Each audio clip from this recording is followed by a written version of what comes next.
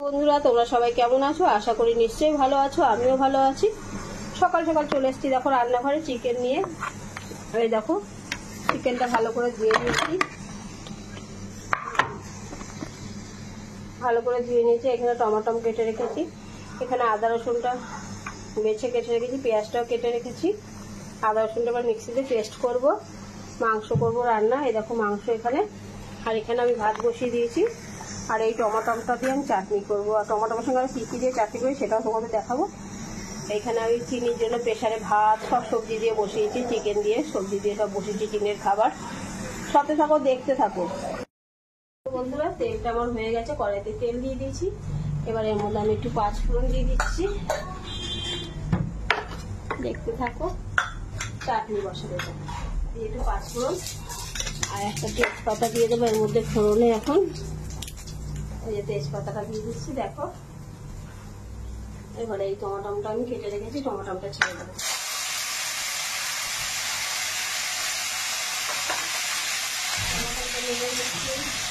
এর মধ্যে আমি এখন নুন দিয়ে দিচ্ছি আন্দাজ মতন, এর মধ্যে এত হলুদ দিয়ে দেবো।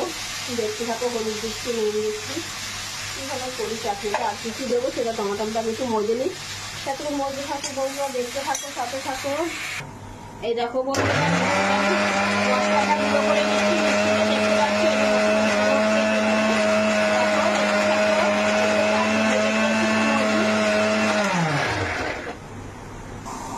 দেখো বন্ধুরা এবার আমি দেখছি ঢাকনাটা তুলে, এই দেখো চাটনিটা দেখো টমেটোগুলো পুরো মজে গেছে। এই দেখো টমেটোগুলো পুরো মজে গেছে, টমেটোগুলো পুরো মজে গেছে। এর মধ্যে দেখো এখন আমি এই যে কতগুলো নকুনদানা আছে সেই নকুনদানাগুলো চাটনিতে দিয়ে দেবো। অনেকগুলো ঘরে নকুনদানা ছিল, নকুনদানাগুলো দিয়ে দিলাম, ঢেকে দিলাম, জল দিইনি কিন্তু।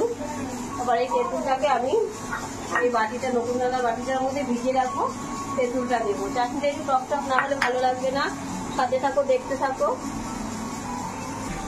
এদিকে দেখো আমি কড়াইটা বসিয়ে দিয়েছি, কড়াইটা এদিকে ভাত গড় দিয়ে দিয়েছি, আর চিনির খাবারটা নামিয়ে নিয়েছি এখানে দেখতে পাচ্ছ। এবার কড়াইতে আমি তেল দিয়ে দেবো, এদিকে আলুটা কেটে নিয়েছি, এক সাইডে মাংসটা বসিয়ে দেবো। দেখো কড়াইতে তেল হয়ে গেছে, কড়াই তেলটা ধোয়া উঠছে। এখন আমি আলুটা ছেড়ে দিচ্ছি এখানে, আমি এখন আলুটা ছেড়ে দেবো। কড়াই এই জন্য বাকি হাতা দিয়ে নামবো। এবার আলুটা আমার ভাজা হোক। আর এখানে যে আমি মাংসটা নিয়েছি, টমেটোটা তুলে রাখবো। মাংসটা কি দিয়ে দেখছি তোমরা একটু দেখে নাও।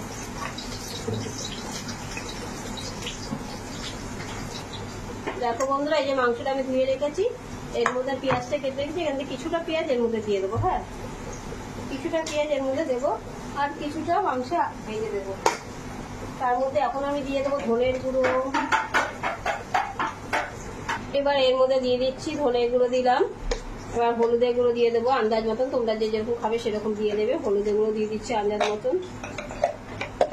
একটু জিরার গুঁড়ো দিয়ে দেবো, জিরার গুঁড়ো দিলাম।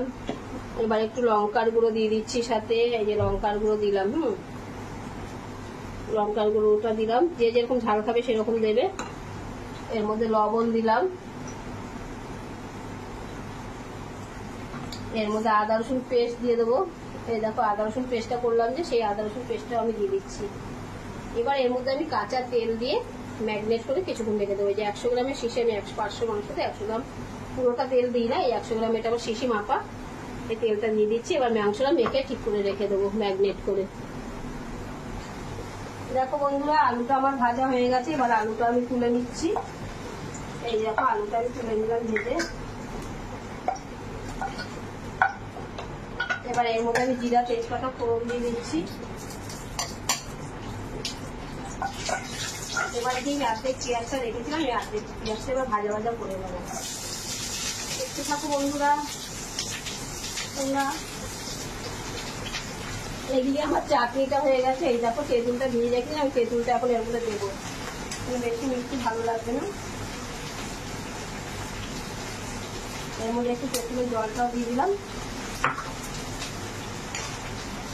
চাটনিটা মোটামুটি হয়েছে, বা একটু ফুটলে যে এরকম টকটা খাবো, মিষ্টি মিষ্টি খাবে দেখে আন্দাজ মতো নামিয়ে দেবে। এদিকে টমাটো আর পেঁয়াজটা ভাজা হচ্ছে, ভাজা হোক।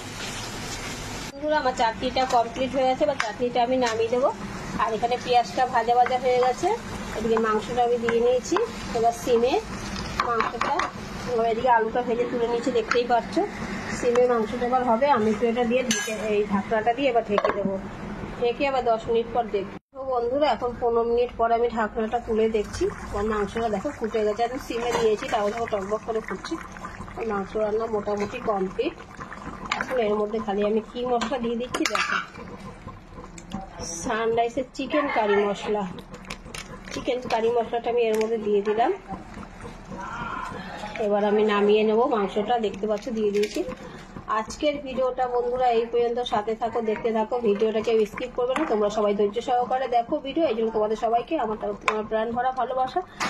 তোমরা সবাই ভিডিওটা দেখো, কেউ স্কিপ করবে না। হ্যাঁ, যারা নতুন বন্ধু আছো তারা চ্যানেলটাকে সাবস্ক্রাইব করে দিও, আর পুরোনোরা আত্মীয় স্বজনের কাছে শেয়ার করো। টাটা, বাই, সবাই ভালো থেকো।